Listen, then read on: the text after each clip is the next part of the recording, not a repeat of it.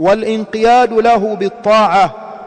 انقياد له بالطاعة yani pamoja na kumfanya Allah kuwa ni muabudiwa mmoja peke yake, bado inaendelea walinqiyadu lahu bitaa, na kuitika kwake yeye Allah, kuitika katika amri zake, kuitika katika amri zake bitaa, kwa kuzitii, kwa maana uzikubali amri zake subhanahu wa ta'ala, na uachane na yale ambayo ameyakataza na ujiepushe nayo.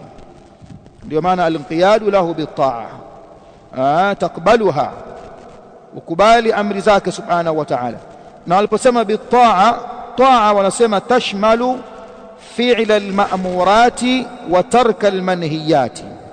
neno taa kwamba uitike kwake yeye Allah, bitaa, kwa taa, uitike kwa taa, kwa maana ukubali amri zake. taa wanasema hukusanya fi'la alma'murat, wewe ufanye yale ulioamrishwa, taa hiyo.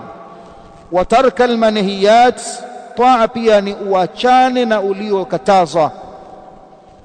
Kwa hiyo Uislamu haitoshi kwamba wewe unaitakidi juu ya upweke wa Allah katika ibada, alafu kawa hufanyi kazi, hufanyi awamir ulizoamrishwa, hujiepushi na annawahi ulizokatazwa, bado Uislamu haujatosha hapo.